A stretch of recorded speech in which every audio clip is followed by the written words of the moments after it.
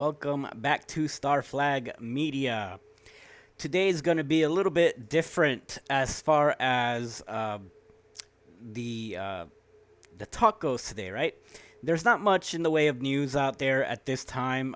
Everything seems to be pretty heavy right now on The Legend of Zelda Tears of the Kingdom that's coming out shortly for the Nintendo Switch. That seems to be all the biggest buzz that's been going around. Of course, there was a quick layout, a quick announcement, or should we say, they try to sneak it past us that Redfall and Starfield for the Xbox Series S and X is going to be locked at a solid 30 frames per second, and the gaming community has lost its mind because, oh my God, how dare they only provide us with 30 frames per second? Well, obviously this game is probably these games are probably very big in scope and require a huge amount of memory. Who knows what kind of issues development ran into, and so 30 frames per second is not the end of the world for everyone out there with those high end monitors. Yeah, it's going to be a little bit difficult or hard pill for you to swallow. But I very much doubt that if these games are amazing, and just the worst thing about them is that they run at 30 frames per second. I think that these games will be all right. I don't think it's the end of the world. I believe this is just one of those cases where the small minority is out here crying, and of course the PlayStation fanboys will attack and then any chance they get to crap all over the Xbox. So, and vice versa, by the way. Uh, but that brings me to the next thing. We were talking, me and my friends, through some chats, and we were talking about what next thing does Nintendo have planned? And of course, with Tears of the Kingdom coming out soon, usually that would indicate Nintendo is ending their console cycle with the Legend of Zelda game, and usually it ushers in the next one. We've seen throughout the history of Nintendo, they usually produce two Legend of Zelda games for their systems, with the exception of the SNES and I believe the Wii U. And the Wii U did get Skyward Sword HD and Wind Waker HD, as well as Breath of the Wild. Um, but really, Breath of the Wild was the Wii U's, Zelda game that it got. With the Switch, we've get Breath of the Wild and now Tears of the Kingdom, and we saw them do the same thing with the GameCube when it ended. Wind Waker was the big one, and then it ended with Twilight Princess, and the Wii did Twilight Princess and then Skyward Sword, and so on. So my friend said, "Hey, what if Tears of the Kingdom is the swan song for the Switch, but they announce some kind of DLC for their next Nintendo system that is, 4K and runs at 60 frames per second, and they enhance it somehow so that the next version or whatever comes out on their next system is going to be, and we put that in quotes, next gen, right? Or up there in par with what's currently being offered on PC, and to a lesser degree, Xbox and PlayStation 5. Well, that got me thinking too. What is Nintendo's systems? What is Nintendo's next system?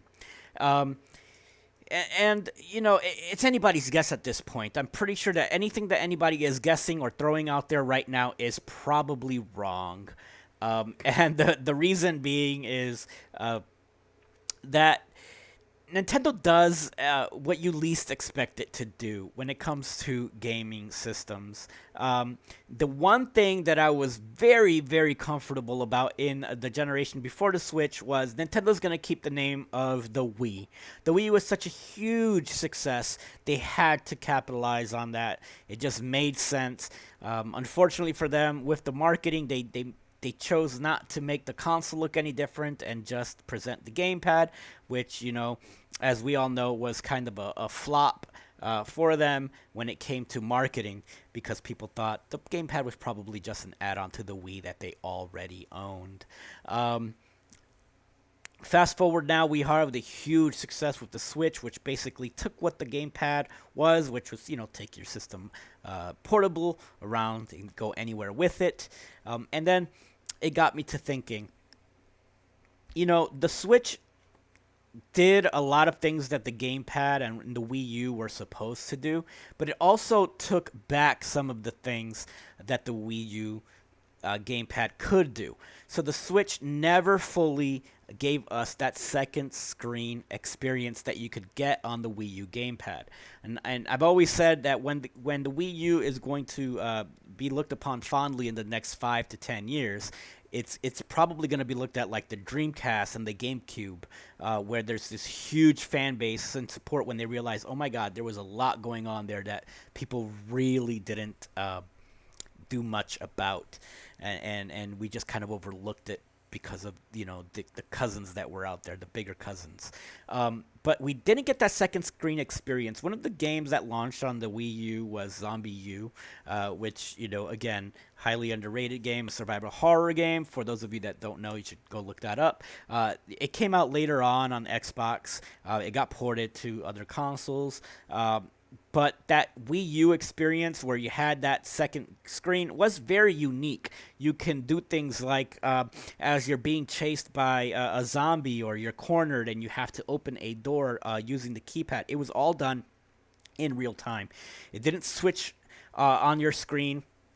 You had to, unlock the keypad or the puzzle that was presented in front of you on the gamepad while the television was showing you what was going on behind your character as the zombies were getting closer. It really created this tense environment. The system swapping, the organizing, going into your bag was all done on your gamepad, so it was all done on your screen. Sports games, you could pick your game play on your gamepad, for example. You had golf games where you can place the gamepad on the floor and you can see the golf ball down, and you use the Wii remote to aim and create that second screen experience, a little bit more immersiveness. Things that the Switch just doesn't do. A lot of people will argue, well, we don't really want that stuff, but it's nice to have that there as an option, right? So the Switch never really did that. So got me to thinking, what if the next system uses the Switch that you currently love and own, and to expand on the life of the console, just lets you sync or hook up your current Switch to whatever Nintendo's next console is, and you can use it as your portable to go forward. And then Nintendo has this portable system, because they've pretty much ended their portable line with the 3DS, but they can keep it going with the Switch. And then have that hook up to your next console, potentially using it as a gamepad controller. And now everybody has a Switch. Now you can still use your standard controller pros and whatever motion controls or whatever next gimmick they come up with. Who knows? That's just an idea that I threw out there.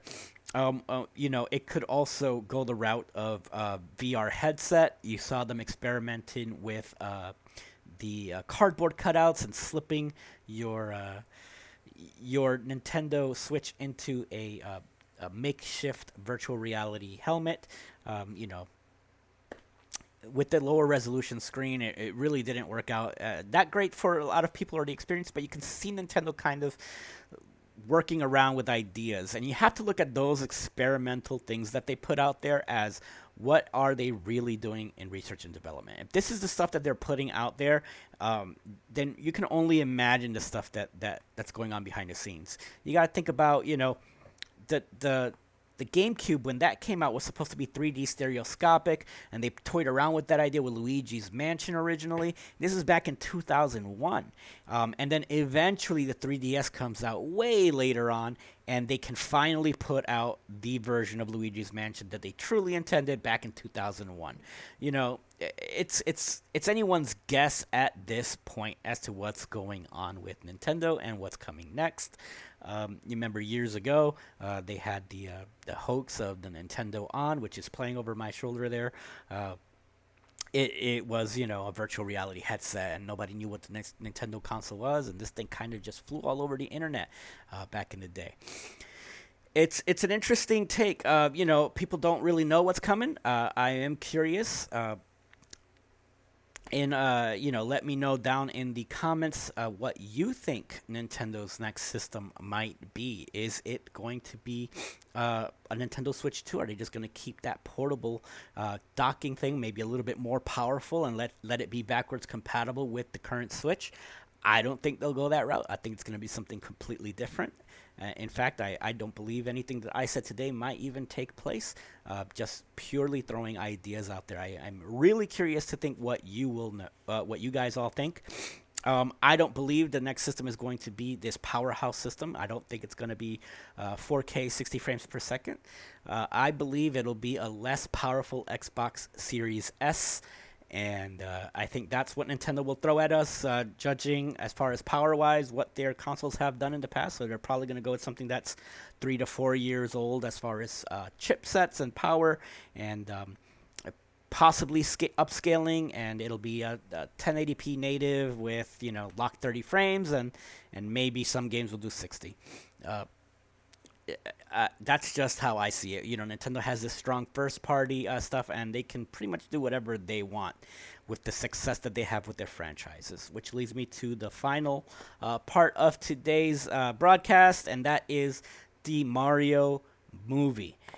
So it's been a little under 2 weeks, and Nintendo has a home run on their hands, as we've talked about for the last week and a half.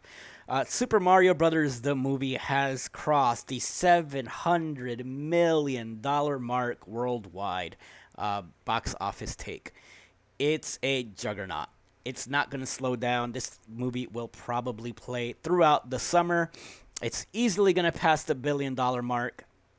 And as predicted by that one analyst that Axios interviewed in the last broadcast that we talked about, this movie will definitely make $3 billion when all is said and done. And we're talking about merchandising and digital and home release.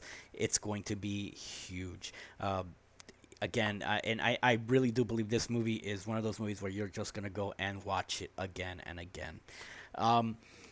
Teasing coming up in the next month or so, we are going to do a mid-year Game of the Year mentions. So we're going to do that halfway through the year and see the games that have come out since late November of 2022 through May, and we're going to tell you what we think Game of the Year is, and then that'll cause an uproar, and I'm sure that everybody will hate the picks because we missed the one that you liked. So we're going to end this here. Let me know what you think. Is Nintendo's next system going to be are they going to just surprise us and bring in the cutting edge for the first time in 20 years? Or are they just going to make something completely different? Are they going to bow out of the console market? Do you think they're going the way of Sega, as people have always predicted? Nintendo doom and gloom. Let me know. As always, you can follow me on Twitch for the live version of this stream. If you want to interact live, go to twitch.tv at /StarFlagMedia, and on YouTube, as always, youtube.com /@StarFlagMedia. Thanks for coming.